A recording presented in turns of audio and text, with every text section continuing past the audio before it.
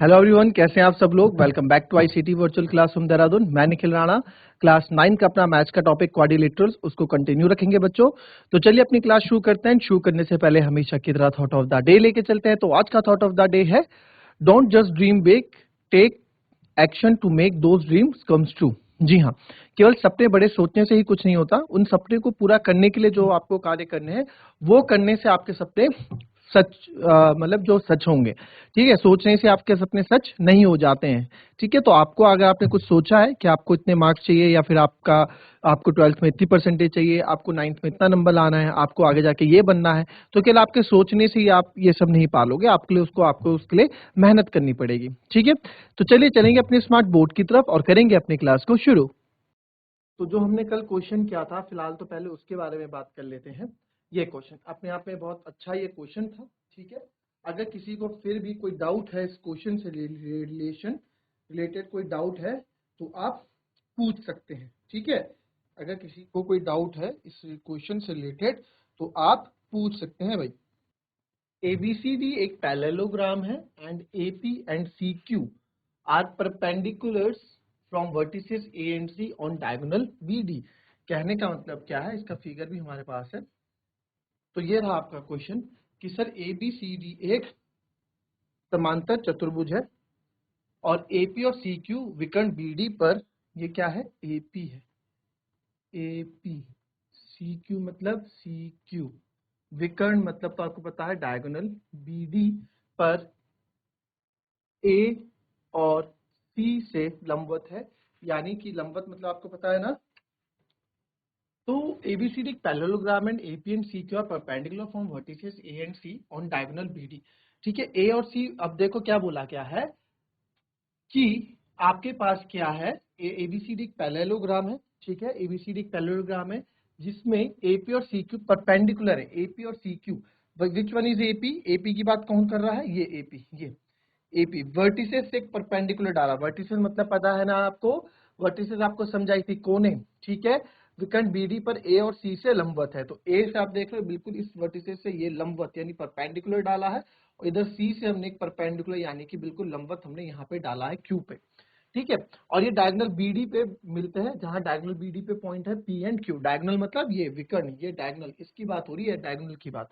ठीक है, तो आपको शो दैट करना है कि APB और CQD जो है कॉन्ग्रुएंट है। बहुत इजी है, APB और CQD। अब देखो कौन कौन से ट्रायंगल की बातें कर रहे हैं, पहले उसको जानो, पहचानो और फिर क्वेश्चन को सॉल्व करो। चलो पहले इसको लिखो भाई, बहुत ही ज्यादा इजी क्वेश्चन है ये। बहुत ही ज्यादा, क्या बोला मैंने, बहुत ही ज्यादा इजी क्वेश्चन है ये। ठीक है, बहुत ही ज्यादा इजी क्वेश्चन है, बहुत ही ज्यादा इजी क्वेश्चन है। देखिए यहाँ पे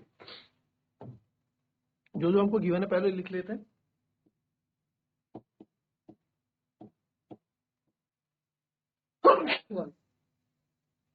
गिवन है ABCD is a parallelogram. ABCD क्या है, एक पैरेललोग्राम है। ठीक है, और वो तो क्वेश्चन में लिखा है AP और CQ क्या है, परपेंडिकुलर है from vertices A and C। तो पहला हमें शो करना है ABD और CQD। तो उस ट्रायंगल को ले लेते हैं, in triangle APB and triangle CQD। और दूसरा गिवन आपको यहाँ बोल सकते हो कि एंगल P भी आपको यहाँ पे 90 डिग्री दिख रहा है ना, एंगल P 90 डिग्री दिख रहा है, एंगल Q भी आपको 90 डिग्री दिख रहा है ना। चलो अब यहाँ देखो, अब कौन कौन से ट्रायंगल की इसने बात की, पहले उस ट्रायंगल को पहचानते हैं। APB, तो A यहाँ से शुरू हुआ सर, APB यानी कि एक ट्रायंगल, तो भाई साहब ये चाह रहे हैं कि इसको, और दूसरा CQD, तो दूसरा ट्रायंगल जो ये चाह रहे हैं वो ये है CQ। और इन दो ट्रायंगल्स को, एक ये ट्रायंगल एक ये ट्रायंगल, इन दो ट्रायंगल्स को आपको कॉन्ग्रुएंट यानी सर्वगासम प्रूफ करना है। तो चलिए आइए देखते हैं। तो सबसे पहले हम देखेंगे भी angle P equals to angle Q है, ईच 90 डिग्री, दोनों ही 90 डिग्री के कोण है। APB के अंदर आ रहा है एंगल P और CQD के अंदर आ रहा है एंगल C। जब ये 90 है तो ये भी 90 होगा, है ना, ऑब्वियस सी बात है। तो ये हो गया दूसरा। अब बिकॉज एक बार बताओ, ये हम बहुत बार ये चीज हम कर चुके हैं, क्योंकि ए बी, क्योंकि पैरेललोग्राम है बच्चों, है ना, क्योंकि क्या है, पैरेललोग्राम है, समांतर चतुर्भुज है। तो समांतर चतुर्भुज में आपको पता है कि सम्मुख भुजाएं समांतर होती हैं, अपोजिट साइड्स पैरेलल होती हैं, और ये डायगोनल जो काम कर रहा है वो यहाँ पे काम कर रहा है आपका ट्रांसवर्सल लाइन का, यानी कि त्रियक रेखा का काम कर रहा है। तो आप ये देखो, ये हमारे पास, समझना इसको, ये दो हमारी पैरेलल लाइंस हो गई, ये हमारी त्रियक रेखा होगी, ठीक है। ये हमारा एंगल और ये एंगल हमारे इक्वल होंगे, ऑल्टरनेट इंटीरियर एंगल, है ना, इसको हम इसके बराबर रख सकते हैं। तो आप यहाँ पे नाम दे सकते हो, इसको आप रख लो एंगल 1, इसको आप रख लो एंगल 2, ठीक है। नाम लिखने में मैंने आपको हमेशा बताया, हम नंबरिंग से कर लेते हैं जो हमें ज्यादा इजी पड़ता है। Angle 1 equals to angle 2 because alternate interior angle से हो, जो जो कि इक्वल होते हैं, यानी कि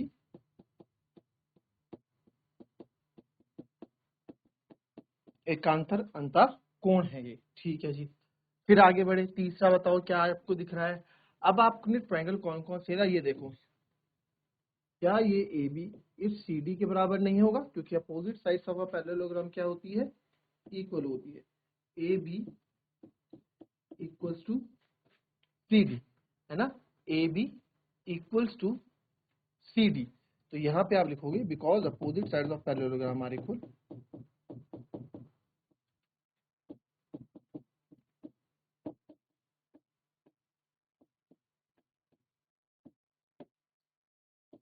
यानी पैरेललोग्राम की, समांतर चतुर्भुज की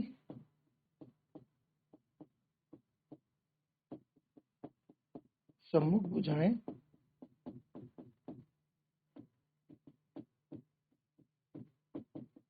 बराबर होती है, ठीक है, ए बी बराबर सी डी। तो ये हो गया, तो आपने देख लिया, देयरफॉर क्या लगा इसमें, angle angle side, therefore triangle, इसको थोड़ा नीचे लिख लूं, APB is congruent to triangle CQD by angle angle side property, ठीक है। पहला पार्ट तो हमने इसमें प्रूफ कर लिया, पहला पार्ट तो हमने इसको सरोगासम दिखा दिया कि ये दोनों क्या है, कॉन्ग्रुएंट है, सरोगासम है। चलो अब इसका दूसरा पार्ट आप लोग खुद करोगे, दिमाग लगाओ, बहुत इजी है।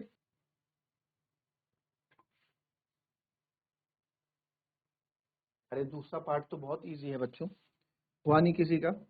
देखिए दूसरा पार्ट तो बहुत इजी है, क्या बोला कि एपी सीक्यू के बराबर प्रूव करो। अरे तो एपी देखो, एपी है कहाँ, अब आपने देखा एपी, दिस इज एपी और दिस इज सीक्यू, तो एक दूसरे के क्रॉसपॉन्डिंग है, तो एक दूसरे के संगत भाग है, और नाम में भी आप देख सकते हो, इधर एपी आ रहा है, इधर सीक्यू आ रहा है, तो बस एपी इक्वल्स टू भी सीक्यू हो जाएगा बाय CPCT, ये भी हमने प्रूव कर दिया, यानी कि congruent part of corresponding triangles are equal, corresponding parts of congruent triangle are equal, यानी कि स्वर्गासन त्रिभुजों के संगत भाग भी बराबर होते हैं, जिसे हम संक्षेप में CPCT कहते हैं। क्लियर, चलिए अब आप इसमें देखोगे कि अब सेकंड पार्ट जो मैं आपको बता रहा था, तो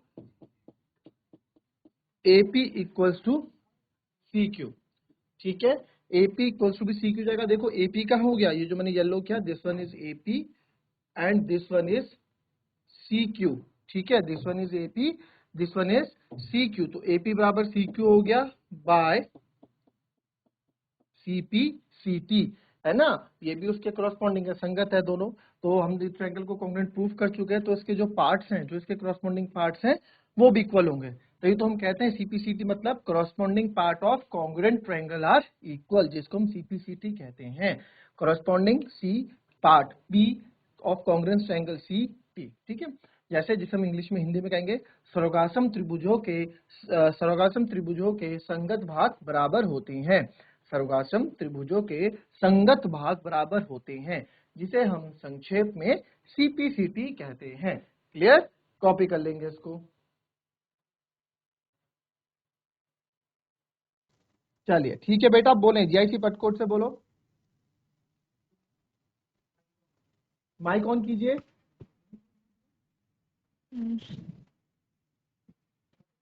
good morning. Good morning good morning बेटा, क्या नाम है आपका?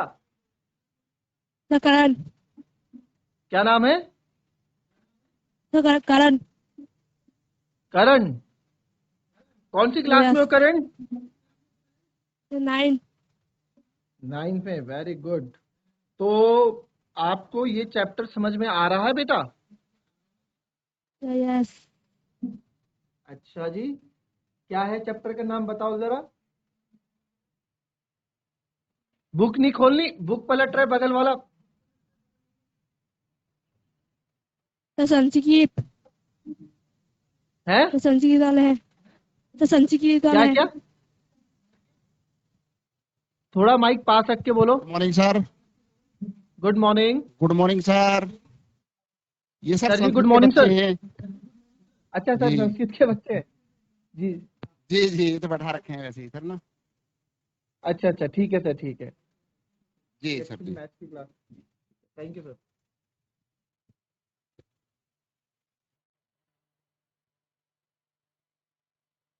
चलिए, अब हम देखते हैं, ये आप ही की 9th क्लास का क्वेश्चन है बच्चों।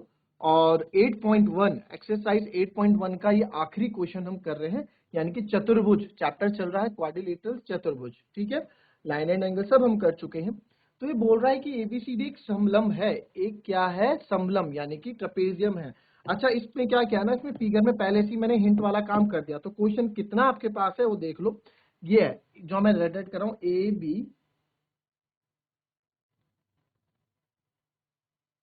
C D. ये क्या है? एक समलंब है जिसको हम क्या बोलते हैं? ट्रेपेजियम। इंग्लिश में क्या बोलते हैं इसको? ट्रेपेजियम। ये हमारे पास एक ट्रेपेजियम है। फिर इसने बोला जिसमें ए बी और सी डी पैरेलल है। पैरेलल का साइन आपको पता है ना क्या होता है? एरो। ए बी और सी डी एक दूसरे के पैरेलल है, यानी कि समांतर है। स्टक था। चलिए फिर से देखेंगे, जो ए बी सी डी, जो रेड पेन से मैंने क्या है, ये A B C D parallel trapezium इन्होंने बोला है। ठीक है, एबीसीडी क्या बोला है? ट्रेपेजियम है, तो ये राइट से मैंने कर दिया। फिर ये जो एरो मैं आपको दिखा रहा हूं, ये एरो, तो ये एरो का मतलब क्या होता है पता है ना? मैंने चैप्टर नंबर 6 में भी बताई थी, 7 में बताया था। ये होता है समांतर। समांतर दिखाते हैं इसको, ये दोनों एक दूसरे के समांतर है, यानी कि एक दूसरे के पैरेलल है। कैसी होती है समांतर लाइन? ऐसे। ठीक है, जो मिलेंगी नहीं। सी डी जिसमें, और ए डी जो है बीसी के बराबर है, और जो ए डी है या ए डी है वो बीसी के बराबर है, यानी ये दोनों इक्वल हैं। तो हमें दर्शाना है कि एंगल ए ये है, बताएं। बताएं या दर्शाएं कि एंगल ए एंगल बी के बराबर है। पहला तो ये दिखाना है। दूसरा, एंगल सी एंगल डी के बराबर है। और फिर तीसरा, ट्रायंगल ए बी डी और ट्रायंगल बी ए डी हमें कॉन्ग्रुएंट प्रूफ करने। बी ए डी आप बोलोगे बी ए डी बनेगा नहीं, जब यहां मैं लाइन खींच दूंगा तो एक बी ए डी बन जाएगा। ठीक है, वो बात की बात है। जैसे जैसे क्वेश्चन बोल रहा है वैसे वैसे हम करते रहेंगे। अब देखो, इसमें हिंट दिया गया है कि एक्सटेंड ए बी को बढ़ाएं, और ये ए बी है, ठीक है, दिस इज ए बी को बढ़ाएं और डी ए के समांतर सी से होकर एक रेखा खींचे जो ए बी को ई पर काटती है। कहने का मतलब क्या है? आपको इस क्वेश्चन को प्रूव करने के लिए आपको क्या करना है? Extend A B. अब देखना, मैं जो एरो एरो से, जो डॉटेड डॉटेड लाइन से करूंगा, वो हमने इसमें कंस्ट्रक्शन की है ना, वो हमने अपनी तरफ से एक्स्ट्रा कंस्ट्रक्शन की है। तो उसमें आप देखेंगे कि एक्सटेंड ए बी को मैंने यहां से बढ़ा दिया। ठीक है, ए बी को हमने, ए बी लाइन थी, ए बी को मैंने यहां से बढ़ा दिया। इसको दूसरे पेन ए बी को हमने यहां से बढ़ा दिया, ये ए बी हमने बढ़ा दिया। ठीक है, और फिर बोला draw a line through C. A B को बढ़ाएं और डी ए के समांतर सी से होकर, डी ए के समांतर। अब डी ए कहां है? ये है डी ए। अब यहां देखो डी ए कहां है? डी ए आपको दिख रहा होगा, this one is D A. D A के समांतर मतलब इसके पैरेलल। तो डी ए के समांतर होके, ठीक है, डी ए के समांतर होके आपको क्या करना है? सी से होकर एक रेखा खींचनी है। तो ठीक है, मैंने डी ए के समांतर होकर सी से एक रेखा खींच ली ये। ठीक है, और एक हमने ये बढ़ाया। ये हमारा क्या है? हमारा अपना कंस्ट्रक्शन है जो हमें करना है, और ये एक दूसरे के समांतर है। तो यहां से एक चीज और पता लग गई, यहां से एक चीज और पता लग गई कि ये पैरेलल है और ये एक दूसरे के क्या है? समांतर है। ठीक है, अब ये इक्वल किसके है? ये इक्वल किसके होगी? अगर मैं बोलूं इक्वल किसके, तो इक्वल सर ये बीसी के, देखो एक डंडा इस पे एक डंडा बीसी पे। अभी समांतर किसके है, समांतर एरो आप देखोगे, एरो कहां मैं लगा रहा हूं, तो एरो आप देखो इस पे एरो है और जो हमने पिंक वाली लाइन खींची उस पे एरो है, तो ये दोनों क्या है, एक दूसरे के समांतर हैं। ये हमने इसमें अभी तक फिगर में किया है। तो सबसे पहले एंगल ए और एंगल बी हमको प्रूव करके दिखाने हैं। ठीक है, अच्छा क्वेश्चन है अपने आप में ये। चलो पहला पार्ट तो हम कर ही लेंगे। पहले पार्ट में आप देखो हमने क्या क्या किया, कंस्ट्रक्शन हमने एक्सटेंड किया, एबी को आप लिख दोगे extend AB and draw line through C parallel to DA and intersect AB हमने किया। ठीक है, अब क्या हो गया, अब गिवन में क्या क्या आ गया, आफ्टर कंस्ट्रक्शन हमने जो अपनी तरफ से कंस्ट्रक्शन की, हमने जो अपनी तरफ से कंस्ट्रक्शन की उसके बाद after construction A E C D भी पैरेललोग्राम बन गया, एक समांतर चतुर्भुज बन गया। A C D is a parallelogram, है ना। ए ई सी डी भी आपका समांतर चतुर्भुज बन गया। कौन सा है ए ई सी डी, ए ई सी डी, तो ये भी एक क्या बन गया, समांतर चतुर्भुज बन गया। ठीक है, जिसमें एडी तो बीसी के बराबर है, जिसमें एडी बीसी के बराबर है। मैं नहीं बोल रहा हूँ, क्वेश्चन में बोला है, इसको फर्स्ट इक्वेशन आप मान लो, चाहे ये गिवन है, ये गिवन हमें बोला गया एडी बीसी के बराबर है, और साथ ही साथ एडी जो है हमने कंस्ट्रक्शन अभी की वो सीई के बराबर भी है बाय कंस्ट्रक्शन। क्यों, क्योंकि हमने उसके समांतर खींची ना, और उतनी खींची जितनी बाय कंस्ट्रक्शन। तो ये पहली इक्वेशन हो गई, ये दूसरी। अगर एक लाइन मेरे पास ये है, मैंने ये ए बी है, मैंने बोला ए बी के समांतर एक लाइन और खींचो जो सी डी है, ए बी के समांतर एक और लाइन खींचो जो सी डी है, या और हमें यहाँ तक, यहाँ पे मिलना है इस पॉइंट पे, तो इसके समांतर जो आप खींचोगे यही तक बी तक जानी चाहिए। तो जाहिर सी बात है ना, इक्वल होगी एक दूसरे के, तो बस यहाँ पे भी वही कॉन्सेप्ट लगा। इक्वेशन 2 हो गई। तो from first and second, first and दोनों एडी और बीसी के बराबर हैं, तो फर्स्ट एंड सेकंड में आप ये बता सकते हो कि बीसी भी सीई के बराबर हो जाएगा। फिर तो बीसी सीई के बराबर हो गया, एरो लगा देते हैं। बीसी बीसी जो है सीई के बराबर हो गया, यानी ये इसके बराबर भी हो गया, है ना, बीसी सीई के बराबर भी हो गया। ठीक है,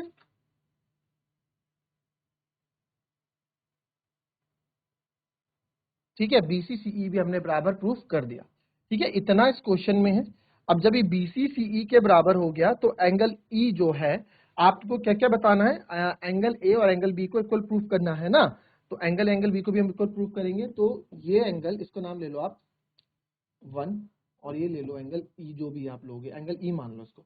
तो जब ये दोनों साइड इक्वल हैं तो इनके अपोजिट एंगल्स भी इक्वल होंगे। पता है कि नहीं पता है, हमने पढ़ा है ना चैप्टर नंबर 6 में, तो आप लिख सकते हैं therefore angle E is equals to angle 1, angle opposite to equal side, angle opposite to